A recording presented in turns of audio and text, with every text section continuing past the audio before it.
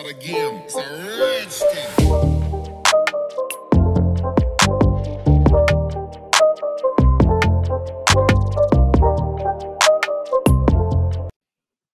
Hello and welcome to another episode of Corgi Town, USA, a podcast for pets and their people. If you're new here, hi. Please like and subscribe this video if you like. We are shaking it up this season. We are doing all kinds of things this season, from legalities of pets to when it's time to say goodbye. Pet art, of course. We have the artist series, creator series. Wow, we're covering the gamut. We have plans to cover the gamut, and today we are evolving, ladies and gentlemen. Evolving. Yes. And today we have a really wild and crazy special guest who we've both known for many years. Yes, a very honored guest. So if you are new here, I'm Candy, owner of Corgi Town USA. In my lap is Chuckles, our spokes Corg.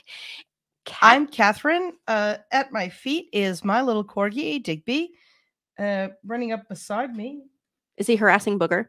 No, he's not harassing. Okay. He's not harassing Booger. So sleeping in the corner is Booger. Now underneath my chair is Mortimer Barnabas. In the other room is Hammer. Have we got them all? Yeah, that's the whole Corgi committee. Corgi committee.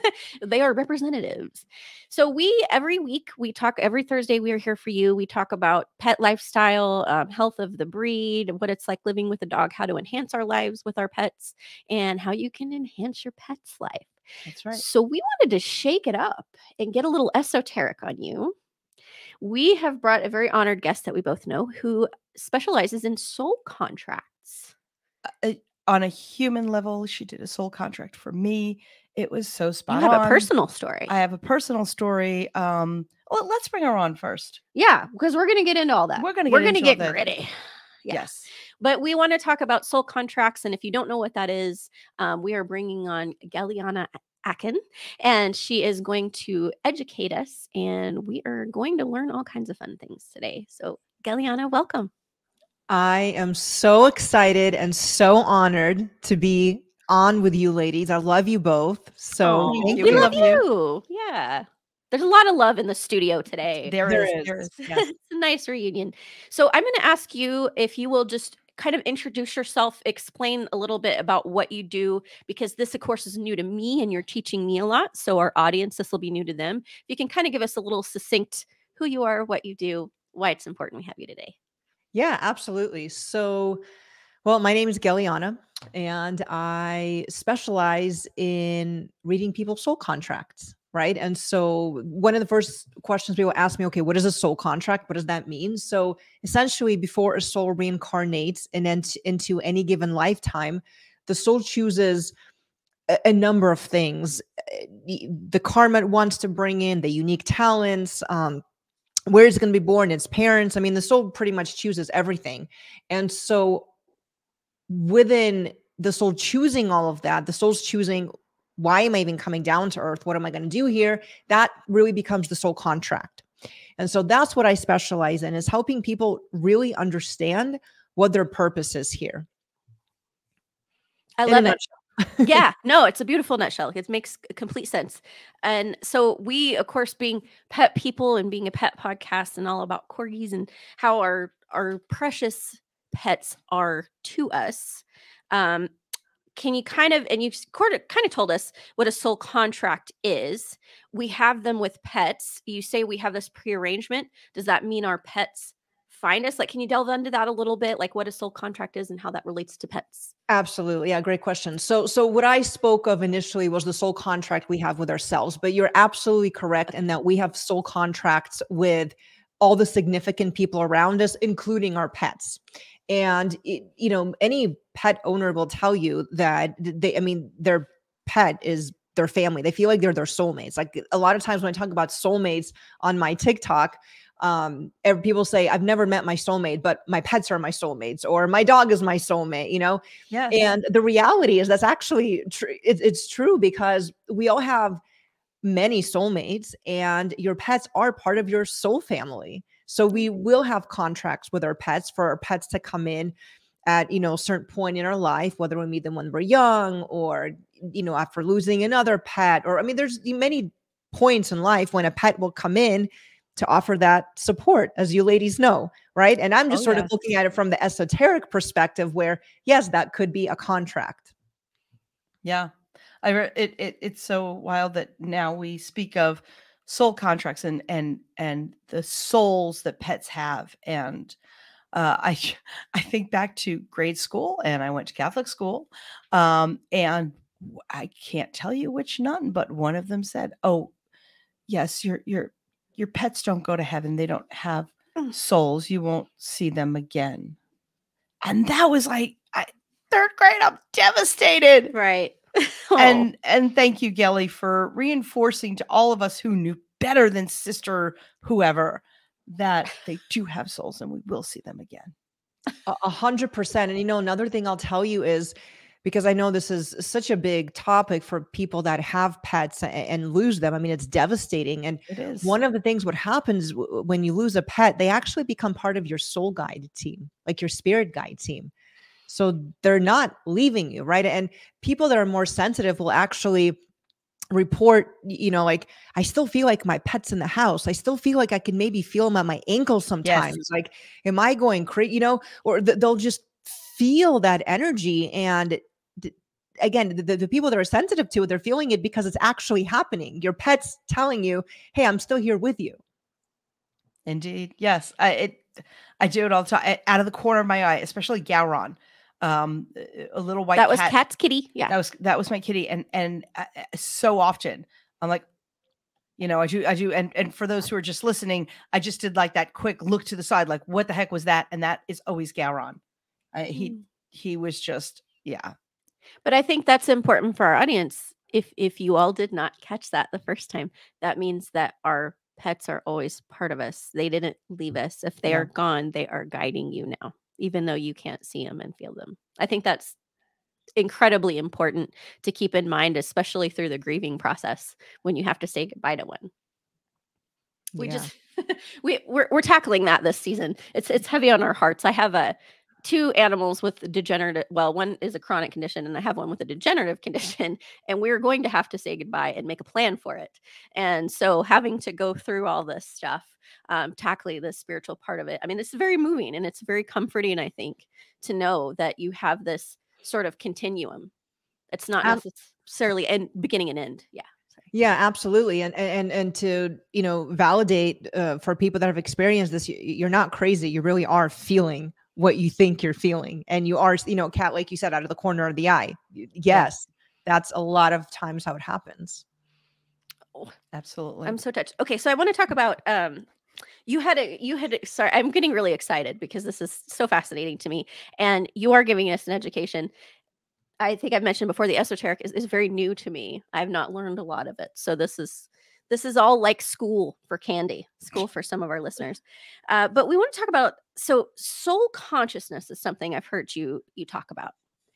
And what soul consciousness looks like in pets as opposed to people, and what that kind of means, if you were to explain that to us. Yeah, no, absolutely. So human souls and animal souls they're a little different, right? And in any, like, we could say that plants have souls. So every different sort of Living type thing. of life has its own soul structure. So with pets, what's beautiful about them is that they're so pure. First off, their souls, they're just so pure. And they have this incredible ability to tap into the the unity consciousness of all the souls. Now, here's the thing. Human souls have the ability to do that too, but humans have fear and they block and reject. Where the pets, no one's telling the pets spirituality isn't real, or, so their soul essentially has no fear and has no blockage to tapping into the unity consciousness of all the other pet souls, kitty, doggy souls, whatever that they're connected to. And so what happens, because they have such a pure channel, they like, and Candy, the example I was giving you is, we all have heard these examples of the pets rescuing their human. And the question becomes, how did the dog know to do that? Or, right, something like that. And so when there's an incident that happens, the pets will almost have this instant knowing of what needs to be done because it's been done before, right? Because they're tapping into that unity consciousness, so that knowledge is flowing, just freely flowing. And that's such a beautiful thing about the pets, because again, they're so pure, they're so loving, they're so open, they can tap into spirituality like that. No one's telling them what's real, what's not real, and that's how they function on this just pure love vibration. They don't second guess themselves like we do all the time. 100%. Yeah. Well, and that makes me think of Digby kind of rescuing you. Digby absolutely rescued me. If you're new here, Digby was my foster who I was training, and of course I love him dearly. He met Kat, and Kat had lost her husband very recently when she met Digby, and he really took to her. You guys bonded right away. We bonded right away, and to this day, if I don't feel well, if I'm upset, if anything, he is right there. I mean, he's very tapped into you. 95% of the time, he's a pain in my rear end. And because he's very rambunctious, and when I don't feel good, when I'm sad, when anything, he is right there, and his mood changes, his way of being changes to one of someone who is just there to care for me. Yeah. So he's been very healing to you. He has been. Yeah. And continues to be. Yes. He rescued you. He rescued me. Well, so I want to talk about, so you talk about the consciousness of the pet consciousness, animal consciousness versus human consciousness. You had mentioned to me privately about, it sounds like different animals have different abilities. Maybe if I'm understanding that correctly, I think you said something about horses and how they connect. Yeah, absolutely. So different animals have different spiritual gifts for us, right? Like what you had just mentioned, Kat, with Digby, with your dog. I mean, the dogs, they're so loyal. They have these incredibly open hearts, right? I mean, they can smell any emotion, and a lot of the stuff is, it's scientific. It's not even spiritual, but that's the gift of the dog.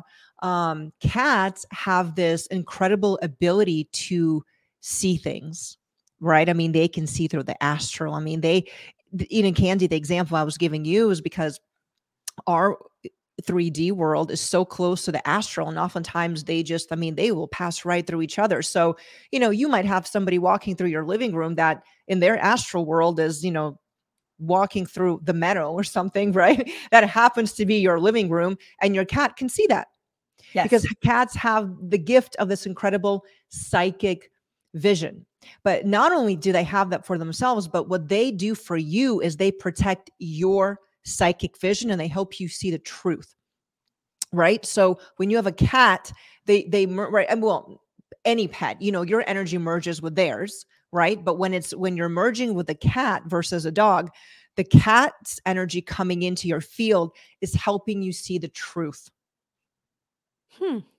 Yeah, I years ago, it was like, yeah, you don't like my cat, then I don't like you. And even now, after Barry passed, and I went back in the dating world, Naboo, Barry was her daddy, and Naboo would look you kind of up and down, and if she didn't like you, you were out, you were gone.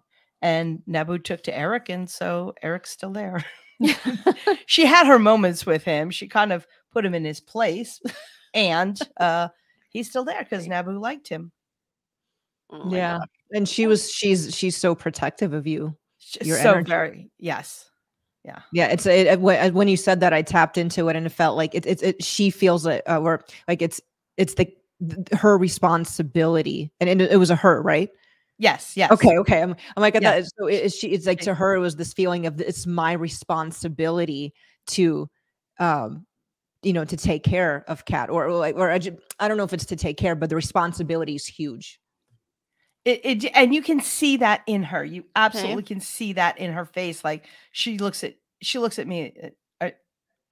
we're doing this, we're not doing this, what are we doing? You know, she's a very practical, if you will, cat. Cooperative almost. Cooperative almost. Yes. Cats can be cooperative? Yeah, they can. They can. I give them such a hard time. I'm used to corgi. Well, I act like corgis listen. I don't know what I'm saying, but they don't. Well, this is, oh my gosh, I have so many questions. And I'm trying to make them more succinct instead of jumping back and forth and taking us through hoops. But the soul family, I'm going to get a little personal. Off air, Gellyahnah gave me a little bit of insight into my first corgi, Lilo, which, if you're new here, we mentioned him quite a bit. He's the most precious boy that ever was. He was my first corgi. And I always explain, and I think many of our, in pet community, but many of our corgi community, because it's kind of a cult, let's be honest. We do everything through our corgis, and anyone who gets one kind of, you feel this bond with them. And I remember when I got Lilo, I couldn't believe that I could love something so much. It almost hurt me physically, because of course you grow up, you love your family, you love your parents, you love your sibling, you know, your friends, these unique relationships you have with anybody. You mentioned soul family, but getting Lilo, I felt like my child, or just this incredible, but oh my goodness, like I would die for you, whatever you need, whatever you feel that's unpleasant, give it to me. I don't want you to feel it. Just this, I'd never felt anything like that before. And I get it over and over again with my pets. But you gave me some really good, Gellyahnah gave me some really good information about kind of his purpose in my life. And if you can, you know, don't have to touch on that specifically if you don't want to, but basically you had kind of told me he was helping me work through karmic energy and sort of grow into a stronger person in a lot of ways. And you have. Yeah, I'm different than I was when I got him 18 Absolutely. years ago, for sure. I was younger, coming into my own and still learning kind of how to adult, which I haven't mastered that yet. But we never do. We never do. I was just thinking. No. Well, I'm glad for the camaraderie. But I wanted, if you don't mind, kind of going into that a little bit about how, sort of, again, on the soul family, and it sounds like part of the soul family, they have the different pets have different gifts, as you've told us, but it sounds like these different pets that come into your life, that they kind of they serve different purposes. Oh, 100%. Yes. So the same way that each human has a different purpose, soul purpose, so does each pet, each animal. Right. And so what I did with you, Kanzi, we because the way that I read the soul contracts is I do it by decoding the sound frequencies within your birth name. And when I do that, it tells me the karma you brought in, the unique talents, the goals, and ultimately what your core purpose is. So what I did is with Lilo, I pulled up your soul contract, I pulled up your name, and then I put Lilo's name next to your name, right? So I could see what, Lilo's sweet personality was about, and then how it correlates to yours, right? And that's what we looked at. And so absolutely, each pet is going to bring different energies, and sometimes maybe even the same ones, because if the owner needs, their pet to help them with a very specific thing, that might be part of the soul contract. And even like they could be carrying completely different names, but when I calculated, right, it could still come up to the same frequencies. So, with Lilo, and Lilo has this 18-9 frequency, which very much speaks of past lives. So my feeling is that Lilo's been your pet, in past lives. And this is probably why you're like, oh my God, it's, when he came into your life, it was like this big reunion because your soul recognized him. Yeah. Oh my gosh, I'm crying. I get way too emotional over Lilo. Well, then I feel like he sent me Chuckles. He was still around, but that's how we found Chuckles. Thinking about soul consciousness before, and each soul has a different consciousness, and we talk about different beings. So animal consciousness versus human consciousness.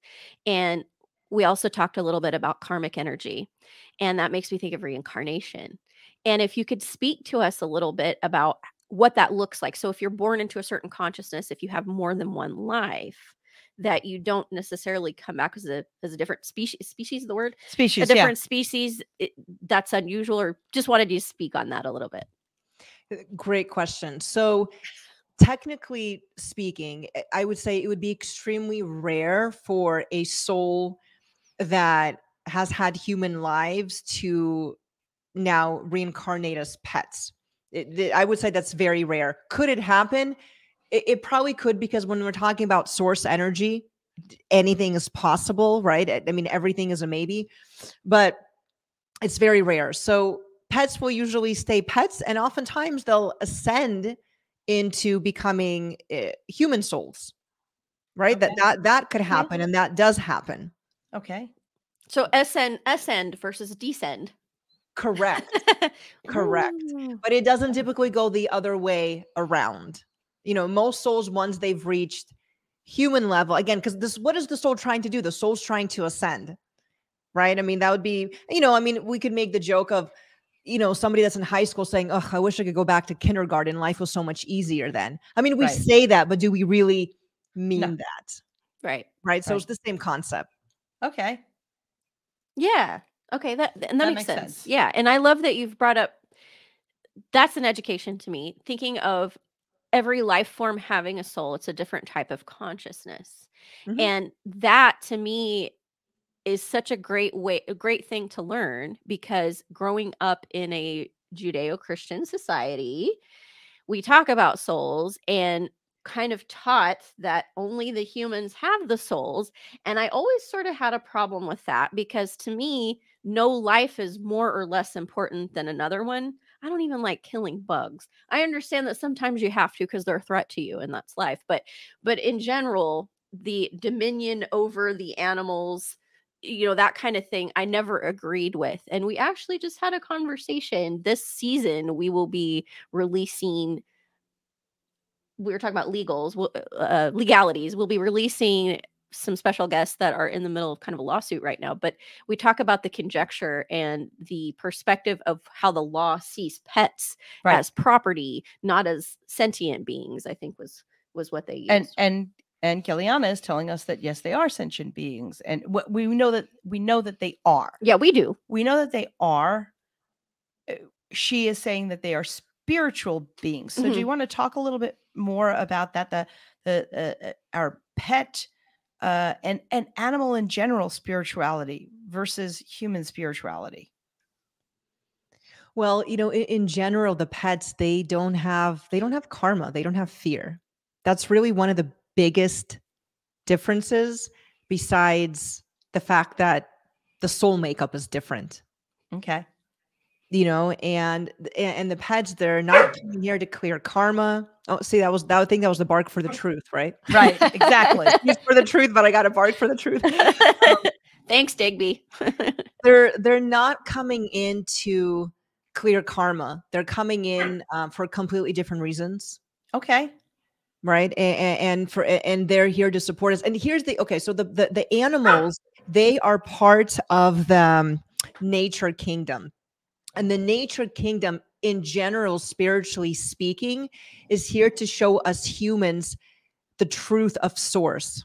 Right. I mean, that is a very abstract, esoteric concept. But if you can follow what I'm saying, nature in general is here to show humans the truth. Trees, just the beauty of the planet, right? Like, you know how sometimes you look at a gorgeous sunset and sunrise and it's like, man, if I didn't believe in God, like that right there is God. Yes. I don't know, Yes. right? I mean, so animals, our pets are part of that. Yes. And so they're here to show us the truth. So spiritually, they have sort of a different part that they're playing in the evolution of Earth in general, and just how we live here. We mentioned horses earlier. I just want to come back to that really quick. Horses have a beautiful connection to the human soul. Like, they're very sensitive to the human soul, and this is why we see a lot of horse therapy things, Right. like with autistic children, or children that have been abused, because they have a very unique connection to the human soul, and they can help with the healing process in a very different way. Oh, that's fascinating. Like little specialists for our souls and Soul specialists? our existence, little specialists. Yeah, I mean, they're so majestic anyway. Well, but the cats, and then the dogs, and then the horses, each of them has this own little thing that they help us through. Because I wonder what Chuckle's sole purpose is. I don't know. Other than to just love me. Other than to just love you. As the more you talk, Gellyahnah, the more I think, we think we're the superior beings, but no. Yeah. No. Really not. We're just the most destructive. Yes. Well, I do have a question about the spirit guides. We talk about pets passing on and being spirit guides. How would you say, is there a way to tap into that? And the reason why I ask that question is because when I think of a spirit guides do that. You talk about nature we're being shown the truth. And often that's why they say if you're stuck on a problem or you're trying to figure something out, take a walk outside, go hiking, go to the ocean, experience the earth as it is the living thing around you, and have it kind of speak to you and get your answers. Is there a way for novice people like me, someone who is not as adept as you are with these things? How is there a way to tap into those spirit guides, tap into those pet spirit guides, even human spirit guides to help guide us through life? Are there ways we can do that just in our own lives? Oh, that's such a beautiful question. And the answer is yeah, absolutely. All of us have connection to spirituality and to source, even if you don't think you do, even if you don't believe in it. You have it. We all have it. Some of us are a little bit more blocked than others because maybe that's the karmic challenge we brought in, to work through the feeling of disconnect. But we all have the ability to do that. And, one of the easiest things you could do is just ask, before you go to sleep. You can literally say, I'm setting my intention to meet my spirit guides. I would like to have a conversation with one of you, or let's have one of you, or maybe you're dealing with a challenge, right? Maybe you literally don't know what to choose, A or B, like you're being faced with something in life. You could call in your spirit guide team and ask for them to sort of walk you through it. So that's a possibility. Oftentimes our spirit guides will send us signs, synchronicities.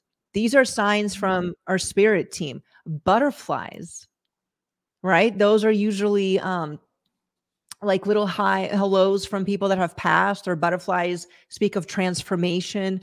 When we see numbers, when you see the same number over and over, that's a synchronicity. When you see dimes, so many people see dimes. That's like a whole cult following of like, why do I see dimes everywhere? I'm one of those people. That's how I know about this. I remember everywhere I go around the world, I see dimes. Why are there dimes in Japan? Why are there dimes in, but I see them and I'll find them. And I'm like, hello, someone's saying hi to me. I get it. Right. Yeah. So they're talking to us constantly. We just may not be picking up on the signs. Yeah, especially if you're not open to it. Yeah. If you've had that, like you were talking about, being conditioned to, these are the way things are because someone told you. Right. Instead of stop and listen and, right? I see the number signs I see all the time. I have a question, and I'm going to talk a little bit about Gellyahnah. You did a reading for me soon after Barry passed away, and you've been friends with Barry and I for many, many years, so you knew both parties in this. And the purpose of that soul reading was to reiterate something that I already knew, that he and I had decided long before, that this was something that we were both going to experience in order for me to help others and him to help others. And there were other things in that reading that were to help me break some karma and move forward. You also say pets don't have fear. Pets don't have karma to break. Now, when you're doing a soul reading and you're bringing in the pets, present and past, fur babies of the person that you're doing the reading for, or if they ask you about this, if this is something that you do, what then is the purpose of understanding the pet's soul record? Well, I think sometimes is the same purpose that we want to know our own soul chart. People want validation. People Okay. want confirmation that they're not making this up, right? So for instance, just because Lilo's chart is up in front of me. So let's, we'll use Lilo as an example. Lilo has a lot of this integrity frequency. It's actually a very high spiritual frequency, is this 10-1, and it's a connection to Archangel Michael. So it's Archangel Michael being the divine masculine and being our protector, right? So when I'm looking at the energy that Lilo brings in, and how that might connect to to Candy, and I'm looking at the full story, again, it could just be like, because not everybody can communicate with their pet. Like some people can tune in and like they swear, oh, I know what my pet says. We communicate telepathically. Some people don't. And so to have some confirmation and validation that their intuition is correct, or that their relationship was what they always thought it to be, I think that's what people are generally looking for, whether it be their pets or their lovers or their children or their own contract with themselves. That's wonderful. That part of the soul family. You're not just here alone. You are your parent's child. You are your child's parent, and that's all interacting. And the fact that our pets play a role in that and can help us understand who we are and how we can be better is it's an amazing. I am my corgi's property. You are your corgi, right? Owned by corgis. It is an amazing gift, just thing that you do, Gellyahnah, and I, for one, am so grateful. For it. We're both grateful for you, yes. And I love hearing all that about Lilo. We knew he was perfect. Now there's that validation, right? Right. I'm so grateful for both of you. So thank you. Well, thank you. Well, I want to ask. We won't keep you all night, but I did want to ask, because we want to share with our audience, if you've certainly been intrigued by this, what you want to learn, if you would like these soul contract readings. Gellyahnah, if you'll tell us, and I will drop links into the description box on how you can get a hold of her and book one of these soul readings. Please tell us, for those listening, how they can get a hold of you or how they can book that. Oh, no, thank you for asking. So the website's going to be the easiest, and the website is yoursoulscontract.com, right? And souls has an S at the end of it. So yoursoulscontract.com. Perfect. Beautiful. Okay. We'll definitely go to the website, yoursoulscontract.com. Again, I will drop that website into the description box if you're watching on YouTube or if you're listening on one of our platforms via mobile device. I will make sure it's in that description box as well. And Gellyahnah, we'd love to have you on again. I'm sure I'm trying to be less jumpy aroundy, but it's just because I get excited and there's so much to learn. So indeed. I love it. Yeah, it was a great organic conversation. We covered a lot of ground. We did. Thank you so much for your contribution. Thank you for being on the show. Yeah. My pleasure. Have a great rest of your night. Bye. Bye. Did you hear that? Lilo's connected to Archangel. Did everybody hear that? Yes. Archangel Michael. Yes. Your protector. And that is what Lilo was. I mean, he was there for you when, there was poop and there was a fan and it was hitting it. Which happens more often than I'd like. Yes. That's everybody though, right? Right. That's life for you. Well, we hope that you enjoyed this episode. This is a little different than our content has been the first 3 seasons, so that we hope that you have been enlightened, and we definitely encourage you to reach out to Gellyahnah, yoursoulscontract.com. Reach out to her, get the soul contract reading. She's done one for Kat and with her husband, her passed on husband, and I got one for Lilo, and I just was tickled to death to hear some of the things and learn some of the things and get some of that validation and confirmation. So we definitely recommend that you do that. And if you enjoyed this, please like and subscribe Corgi Town USA on all the social media channels, as well as our YouTube page, or listen on your favorite podcast platform. Here for you every week with a fresh episode, a podcast for pets and their people, Corgi Town USA. I'm Candy. In my lap is Tuckles. I'm Catherine. And she has Digby. At my feet is Digby, and over in the corner is Booger. And Mortimer Barnabas. Somewhere.